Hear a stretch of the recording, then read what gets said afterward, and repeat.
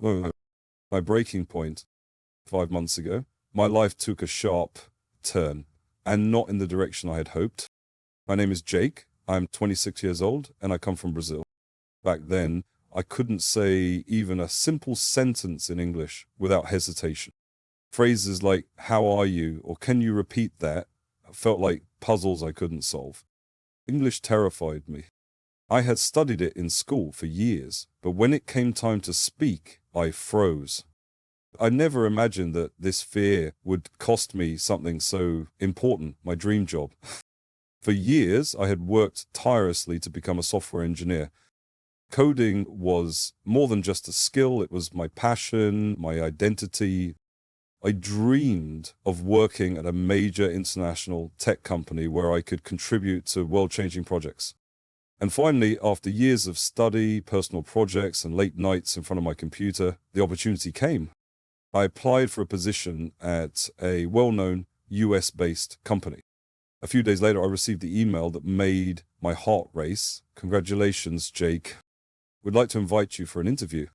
I remember staring at the screen, barely believing my eyes. This was it, the break I'd been waiting for. I imagined myself working abroad, collaborating with talented teams, earning a salary I'd only dreamed of. I told my parents, who were thrilled. I told my friends, who cheered me on. I prepared my resume, rehearsed my technical answers, reviewed my portfolio. Everything was ready. Everything except my English. The day of the interview arrived. I sat in front of my laptop, suit and tie on, heart pounding. I clicked the Zoom link. 3 interviewers appeared, all native English speakers. They smiled wanly, greeted me, and then it happened. They started speaking. Their words came out so fast, so fluidly, that I couldn't keep up. It was like someone had hit fast forward. The first question came. "Jake, could you tell us a bit about yourself and your background in software development?" And I knew what I wanted to say. I had practiced it in my head a dozen times, but when I opened my mouth, panic took over. "Oh, yes, I'm software, I do coding, many projects. Good, I'm very good." The silence that followed cut through me like a knife. I could see the confusion, maybe even pity, in their eyes. Another question came. I didn't understand it. I froze again. Finally, one of the interviewers said, "All right, Jake, thank you for your time." I knew what that meant. It was over. Facing reality. After I closed my laptop, I just sat there, completely still, staring at the black screen. The silence in my room felt louder than anything I'd ever heard. And I wasn't just disappointed, I was devastated. The interview didn't fail because I lacked knowledge of programming. It failed because I couldn't express myself in English, the one thing I had underestimated all along. That night, I couldn't sleep. But my mind kept replaying the interview over and over like a broken record. So I thought about the hours and the years I had invested in building my technical skills. I thought about how close I had come. And yet I had fallen short, not for lack of ability, but because I couldn't communicate in the global language of opportunity. For years, I had told myself that English wasn't essential. I convinced myself that being good at my job would be enough. I avoided situations where I had to speak English. I skipped conversations, ignored English-speaking content, and stuck to my comfort zone. But the interview was a wake-up call, brutal and undeniable. It didn't matter how skilled I was if I couldn't share that with the world. I realized something powerful that night. English isn't just a language. It's access. It's the bridge between my present and the future I dreamed of. Without it, I was invisible in the global market.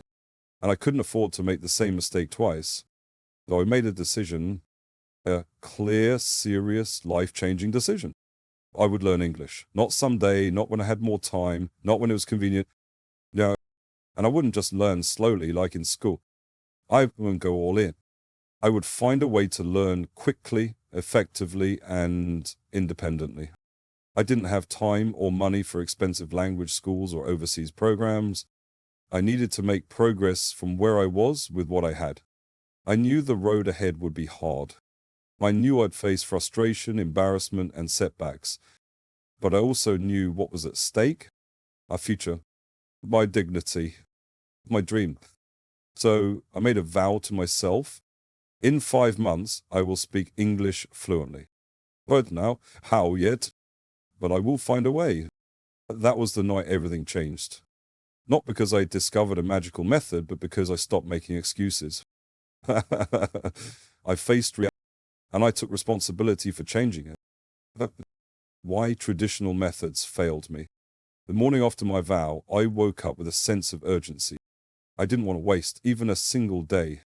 I opened my laptop and began searching for how to learn English fast. Immediately, I was bombarded with ads, online courses, paid apps, and language tutors promising fluency in weeks, all with shiny graphics and big claims. But I had tried this route before. Just a year earlier, I'd enrolled in an expensive online English course. The teacher was friendly, the interface looked professional, and the structure seemed logical. Memorize vocabulary lists, study grammar rules, and do workbook exercises. For 3 months, I followed everything exactly as instructed. I attended every session, did every homework assignment, and filled notebooks with notes. But when the time came to use English in real life, to have a simple conversation, I couldn't do it. I remember going to a language exchange event in my city. Nervous but hopeful, I introduced myself to an English speaker. My heart was racing. Hi, I said, I am from Brazil. I like music and coding. I was trying to recall words from the lists I had studied, trying to follow grammar rules I had memorized, but nothing flowed. It was like trying to assemble a puzzle with missing pieces. I smiled awkwardly and backed away. That experience confirmed something that had already been bothering me. Traditional methods didn't work for me. Memorizing disconnected words didn't help me speak. Doing grammar exercises didn't train me to express real thoughts. And watching videos with subtitles passively wasn't enough. I felt cheated, not by the course, but by the whole system. The school had taught me to treat English like a subject, not a skill. But I didn't want to pass an exam. I wanted to communicate, to connect. And for that, I needed a completely different approach. So I went back to the basics. And I asked myself, what would a child do to learn a language? What would someone do if they had to survive in a country where no one spoke their native tongue? The answer wasn't studying.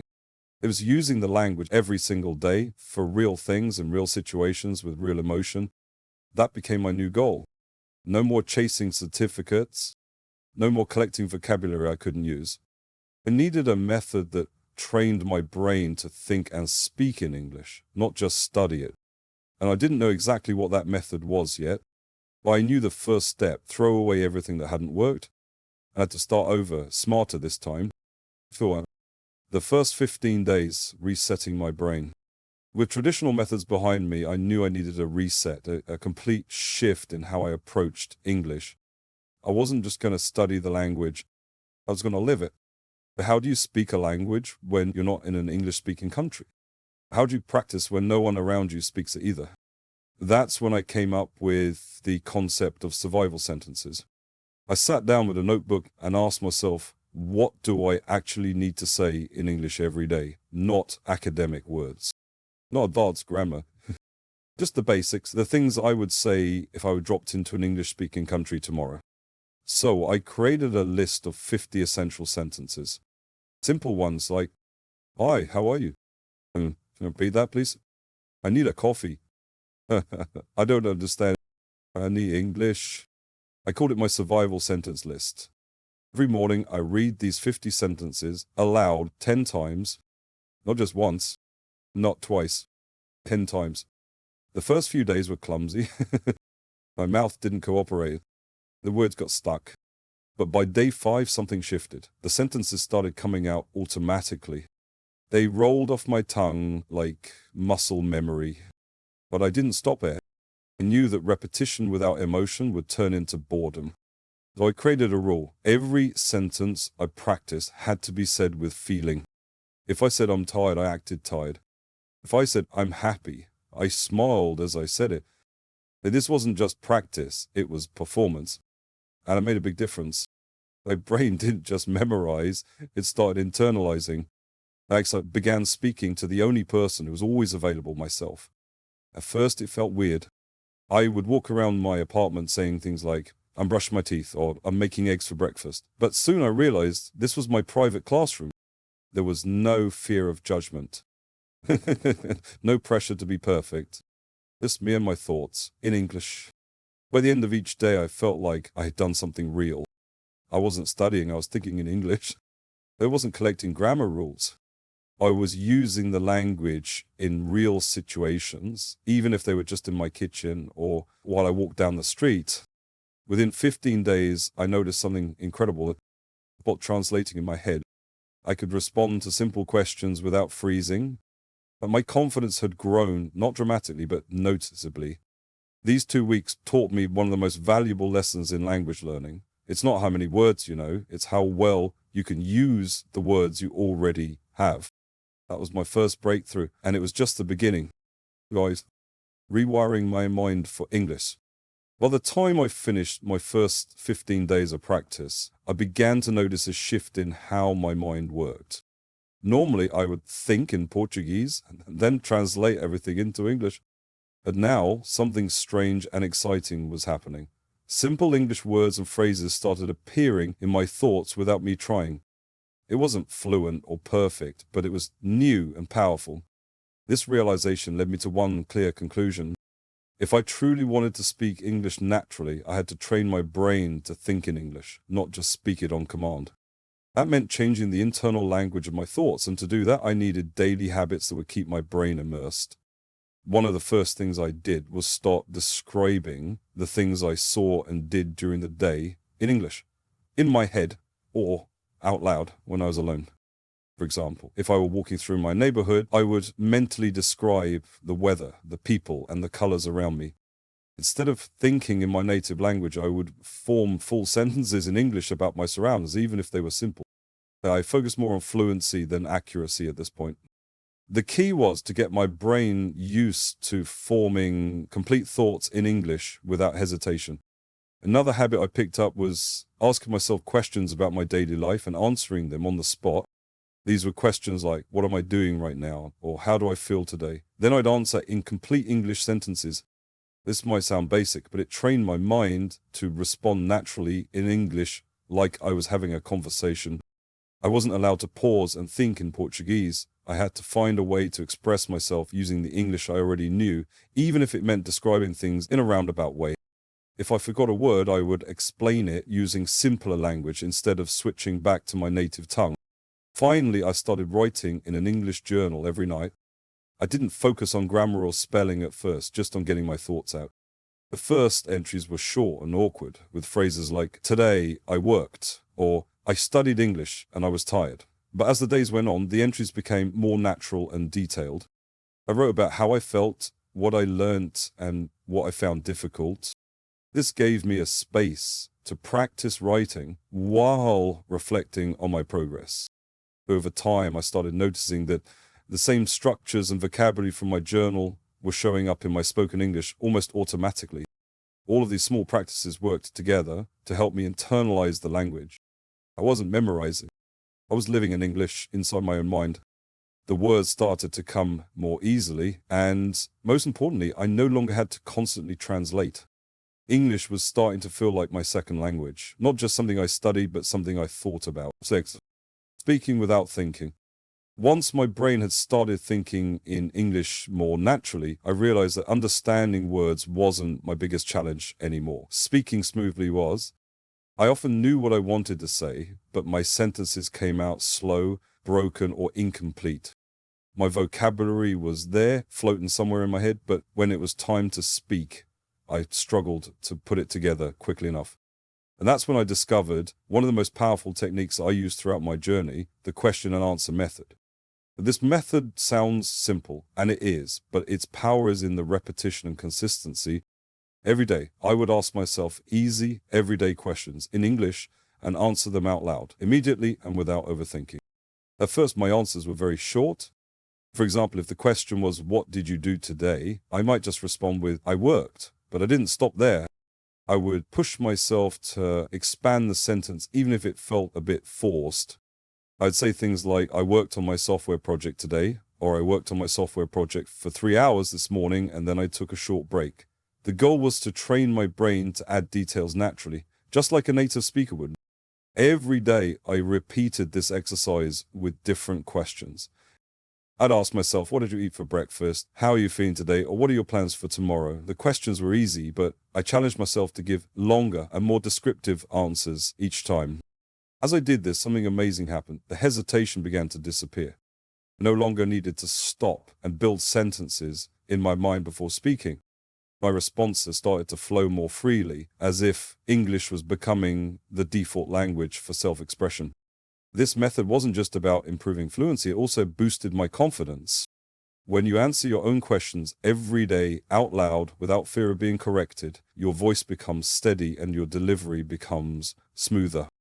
And because I repeated the same questions with different answers, I built a wide range of vocabulary around topics I actually used. To make the most of this technique, I would sometimes record myself speaking and then listen to the recordings later. It felt strange at first, but it helped me catch mistakes, notice awkward phrasing, and track my improvement. Over time, I could hear myself becoming more fluent, and that motivated me to keep going. Looking back, this was the period when speaking stopped being scary.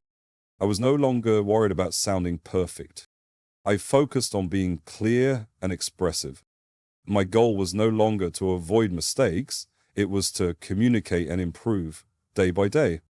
The moment I stopped overthinking and just started speaking, that's when fluency began to take shape.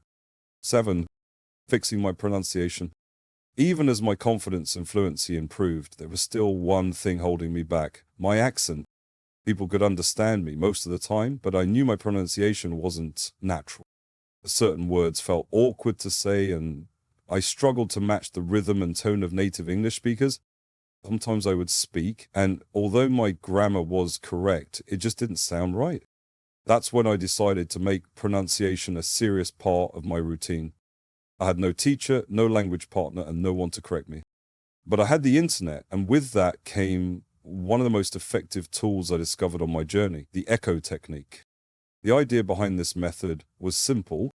I chose audio from native English sources, movies, podcasts, YouTube videos, and I mimicked every word exactly. I didn't just repeat what they said, I copied their speed, tone, emotion, and rhythm as closely as possible. I wanted my voice to mirror theirs, not only the sounds, but the feeling behind the sentence. My daily practice went like this. I played a short sentence spoken by a native speaker. I would pause, then repeat the sentence immediately, trying to sound identical. And I didn't just do it once, I repeated each sentence 10 times or more until it felt natural in my mouth. Sometimes I would break the sentence down word by word, especially if it had difficult sounds or connected speech.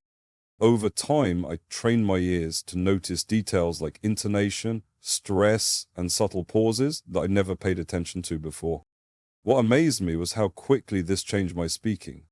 Within a couple of weeks, people who had heard me before started saying, "Wow, your English sounds so much clearer now," or "Your accent has really improved." That kind of feedback gave me the energy to keep going. Later, I added another technique to support this practice: shadowing. The point for shadowing is similar to echo, but it's done in real time. I would put on headphones, play a podcast or a movie scene, and speak at the same time as the native speaker. It was challenging at first. I stumbled over words, got out of sync, and felt like I was chasing the voice. But after a few days, my brain began catching up. I started to match their pace more naturally, and even my breathing adjusted to the rhythm of English speech. This phase taught me something important. Pronunciation isn't just about individual sounds. It's about flow. It's about learning how native speakers move through a sentence, where they slow down, where they emphasize, where their voice rises or falls. Knowledge. I didn't aim for perfection. I didn't want to re-erase my Brazilian accent completely. What I wanted, and what I eventually achieved, was clarity, confidence, and natural rhythm. Once I felt more at ease with how I sounded, I no longer hesitated to speak up. And that opened even more doors for me. Expanding vocabulary through stories. Even after I had built the habit of speaking and thinking in English, I noticed a problem that kept showing up. I could express basic ideas, talk about my routine, and describe how I felt, but when I wanted to speak about more complex topics, I didn't have the right words. I would often find myself hesitating or searching for vocabulary that just wasn't there. This didn't mean I was stuck, but it meant I had to take vocabulary learning more seriously and more creatively. In the past, I tried the typical method of memorizing long vocabulary lists. I wrote down new words, translated them into Portuguese, and reviewed them over and over. But despite all that effort, I forgot most of them after a few days. I realized that learning a word doesn't mean just recognizing its meaning. It means being able to use it fluently, naturally, and at the right moment. And for that, memorization alone was not enough. So I created a better approach, one that completely changed how I learned vocabulary. Every day I picked 5 new words that I wanted to add to my vocabulary. But instead of trying to memorize their meanings or spelling, I challenged myself to write a short story using all 5 words together. These stories didn't need to be exciting or dramatic. They just needed to connect the words in a meaningful and logical way so that I could understand how they function together in a sentence. For example, if I chose words related to emotions like excitement, invitation, or surprise, I might create a situation where someone gets invited to an unexpected celebration.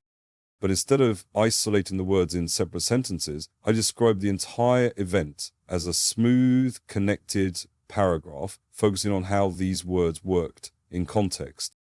I avoided thinking and definitions and instead imagined situations, people, and reactions, making the words part of a real communication process. After writing each story, I read it out loud several times. The first time was to check the flow and make sure the grammar sounded correct. The second time was to focus on rhythm and pronunciation. The rest of the readings were for internalizing the structure and vocabulary. By repeating these stories often, I began to remember not just the words, but also the full expressions and the natural sentence patterns that surrounded them. What made this method so powerful was that I wasn't just learning isolated vocabulary, I was learning how to speak more like a native speaker, forming real and complete thoughts with newly learned words. Over time, I noticed that I could use these words in conversation without hesitation. They came to me easily, not because I had memorized them, but because I had lived with them, used them in meaningful ways, and made them part of my daily thinking. In just 3 months, I had learned over 1,000 new words. Not through flashcards or quizzes, but through creativity, storytelling, and consistency. This method didn't just expand my vocabulary, it made me more confident, expressive, and fluent. No, training my English thinking muscle. The deeper I went into my English learning journey, the more I realized that fluency wasn't just about vocabulary or pronunciation. It was about how quickly and naturally I could form thoughts in English. The difference between speaking slowly and fluently wasn't knowledge. It was the ability to think directly in the language without translating in my head. And like any other skill, this ability could be trained, just like a muscle. At the beginning, my brain resisted. Every time I wanted to say something, my thoughts came in Portuguese first. I would mentally translate each word, try to reorder the sentence, and then finally speak, but by that time the moment had passed or the sentence had lost its flow. This process made speaking feel exhausting. I needed to change the way my brain worked, and I knew it would require daily mental exercise. So I set a clear goal for myself. I would make English my default mental language during certain times of the day, even if no one was around to talk to. For example, when I walked to the store, I described everything I saw around me in English, from the weather to the clothes people were wearing. I didn't speak out loud all the time, but I kept the narration going in my head. It was like playing a mental game, training myself to replace automatic thoughts in my native language with their English equivalents. I also made sure to talk to myself while doing daily tasks. While cooking dinner, I would mentally describe each step. When I was cleaning the house, I would think through what I was doing in English, how I was folding clothes, washing dishes, or organizing my space. Even if I didn't know a word, I wouldn't stop. I forced myself to find another way to explain it. This taught me how to stay in English mode even when my vocabulary wasn't perfect. One of the most helpful practices I added was keeping a daily journal. At the end of each day, I sat down and wrote about everything that had happened, entirely in English. I didn't aim for perfection. I focused on expressing myself clearly, even if the grammar wasn't always right. Over time, I noticed that my writing became more fluid, my sentence structures more advanced, and my vocabulary more diverse. The thought in my journal became closer to how I wanted to speak in real life. What I loved about this phase of learning was that it required no special resources, only awareness and effort. I didn't need a partner, a teacher, or a classroom. All I needed was my environment, my daily routine, and the decision to treat every moment as an opportunity to practice thinking in English. With each passing week, I noticed that English no longer felt like a foreign language. It became a part of my inner voice. And that, more than anything else, was the turning point toward real fluency. Correct grammar, naturally. In the early stages of learning English, I avoided grammar, not because I didn't care about it, but because I had spent years being overwhelmed by it. In school, grammar was taught through thick textbooks, long explanations, and complex rules that didn't make much sense in real conversation. I had memorized verb tenses and sentence structures, but when it came time to speak, I still made mistakes. I knew I needed grammar, but I wanted to learn it naturally, not academically. So I changed my approach completely. Instead of trying to understand grammar by studying charts or completing worksheets, I started to observe how native speakers actually used the language. I paid attention to how they spoke in movies, YouTube videos, and podcasts. Every time I heard a phrase or sentence that sounded different from what I had learned in school, I paused and asked myself, why is it said this way? One of the first things that stood out to me was the use of the present perfect tense. In school, I had been taught to say, I have been learning English for 5 months, but everywhere I listened, native speakers were saying, I have been learning English for 5 months. At first, I didn't understand the difference, but after a little research and observation, it clicked. The second version sounded more natural because it focused on the ongoing action and connected it to the present moment, which is exactly what I wanted to express. This became a habit. Whenever I noticed a grammar pattern I didn't understand, I didn't just memorize it. I wrote it down in a small notebook and looked for more examples of that same structure. I watched for when it was used, in what situations, and with what types of verbs. Slowly, patterns started to form in my mind. I began to understand not just the rule, but how and when it should be used. I also paid attention to small but tricky grammar points, especially prepositions. These had always confused me. Why do we say on the bus, but in the car? Why is it at night, but in the morning? Instead of getting frustrated, I collected examples of these phrases in my notebook. Every time I saw a sentence with a preposition I wasn't sure about, I wrote it down. After a while, I stopped trying to explain them logically and simply learned them through exposure and repetition. Another major step forward came when I started writing more. By writing daily, whether in my journal, messages to online language partners, or simple reflections, I had the chance to test out grammar structures in a low-pressure environment. When I noticed a mistake, I corrected it. If someone gave me feedback, I listened. My grammar didn't become perfect overnight, but it improved steadily. In the end, I didn't need a grammar book. I needed examples, awareness, and practice. Real grammar isn't something you memorize, it's something you develop by hearing, speaking, writing, and adjusting. And once I learned to do that, my English started sounding far more natural than anything I'd learned in school. 11. Building confidence with real people. Even as I became more fluent, there was one obstacle I still hadn't overcome: my fear of speaking to real people in English. Practicing alone, thinking in English, writing journals, and repeating sentences from videos had given me a strong foundation. But real conversations were unpredictable. People spoke fast, used slang, had different accents, and didn't wait patiently while I searched for the right words. The idea of talking to native speakers made my heart race. I was terrified I would freeze, say something wrong, or simply not understand them. But I knew that fluency wasn't real until I could use it in the real world.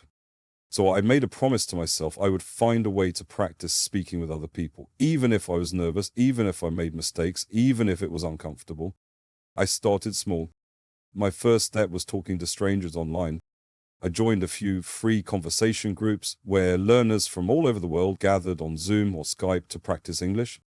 Everyone was at a different level, and that helped me relax. I wasn't the only one who felt shy or insecure. The first time I joined, I barely spoke. I introduced myself with short phrases and spent most of the time listening. While I kept joining, day after day, my sentences became longer and my voice became stronger. One trick that helped me prepare was writing down answers to common conversation questions. I made a list of topics like, what do you do for work? What's your favorite food? What are your hobbies? And practiced answering them every day. By repeating these answers, I became more comfortable expressing myself in real time, even when I had to adapt my responses during conversations. Soon I started speaking English at every opportunity. I talked to shopkeepers, waiters, and tourists visiting my city. Sometimes it was just a few words. Other times it turned into a real exchange. Most of the time, people were patient and even impressed that I was making the effort. Their kindness helped me gain trust in myself. But the real breakthrough came when I started speaking with native English speakers. I remember one online meeting in particular. It was a mixed group with participants from different countries, including the United States and the UK. I felt nervous at first, but I reminded myself of how far I had come. I focused on listening carefully and speaking clearly. To my surprise, I understood most of what they said, and even better, they understood me. That experience changed everything. I stopped chasing perfection and focused instead on connection. I realized that mistakes didn't matter nearly as much as I thought. What mattered was being understood, exchanging ideas, and staying engaged. The more I spoke, the more natural it felt. My fear slowly faded and confidence took its place. Speaking to real people had turned from my greatest fear into my most powerful tool. 12th, the final test, my dream interview. 5 months had passed since I made the promise to myself. I had trained every single day, without skipping, without making excuses. And I had built a foundation of survival sentences, developed thinking habits in English, improved my pronunciation, and gained confidence through real conversations. I spoke to people from around the world, shared my ideas, and learned to navigate the flow of English in real time. But there was still one thing left to do, the thing that started it all. It was time to apply again for my dream job. The same company that had once rejected me because I couldn't express myself in English was now hiring for a similar position. My hands trembled as I opened the application page. This time, though, I wasn't the same Jake who had nervously stumbled through an interview months ago. So I wasn't that quiet voice trapped behind a wall of hesitation and doubt. Had changed, and I was ready to prove it. After submitting my updated resume, which I had now written entirely in English with confidence, I received an email just a few days later. And the message read, "We'd like to schedule a second interview." My heart jumped, not with fear this time, but with energy. I took a deep breath and smiled. This was it, the moment I had been preparing for since the day I walked away from my first failed interview. I've prepared differently this time. Instead of memorizing perfect answers, I practiced being myself in English. I reviewed the most common technical and behavioral questions, but I didn't try to recite anything. I focused on telling my story clearly, honestly, and fluently. I practiced explaining my projects, describing challenges I'd solved, and talking about what I loved about software engineering. I rehearsed not as a student, but as a professional, ready to contribute. On the day of the interview, I sat down in front of my computer again. The familiar Zoom screen loaded, and 3 interviewers appeared, just like before. But this time, something was different. I wasn't frozen. I wasn't panicking. I looked into the camera, smiled, and greeted them in English without a second thought. When they asked, "Can you tell us about yourself and your experience?" I didn't hesitate. I spoke calmly and confidently, describing my background, my skills, and the projects I was most proud of. I could feel the difference in every sentence. There were no long pauses, no broken grammar, no searching for words. I was in control. Throughout the interview, I felt like I was having a real conversation, not just answering questions, but connecting with people. The interviewers nodded, took notes, and asked for follow-ups. I understood every word. More importantly, I answered not just with language, but with energy and clarity. When the interview ended, one of them smiled and said, "Thank you, Jake." That was very impressive. I closed my laptop and leaned back in my chair. This time I wasn't replaying mistakes in my head, and I was proud. I knew I had given everything I had, and this time I had nothing to regret. Okay. The reward and my message to you. 2 days after the interview, I was walking home from the grocery store when I received a call. I looked at the number. It was from the United States. My heart started pounding. I stopped in the middle of the street, took a breath, and answered. "Hi, Jake. This is Sarah from the recruitment team. I'm happy to tell you. Congratulations. You got the job." For a second, I couldn't speak. I was frozen, not in fear like before, but in pure disbelief. My eyes filled with tears. This was the job I had dreamed of for years. The same company that had once rejected me had now welcomed me with open arms. And it wasn't just an offer. It came with a salary beyond anything I had ever imagined. $5,000 a month. More than I had ever earned. More than I thought someone like me could earn. I ran home and immediately called my parents. When I told them the news, my mother started crying on the phone. My father, usually quiet and reserved, said in a soft voice, "We always knew you could do it." At that moment, I realized I hadn't just achieved a personal goal. I had proven to them and to myself that I could turn failure into transformation.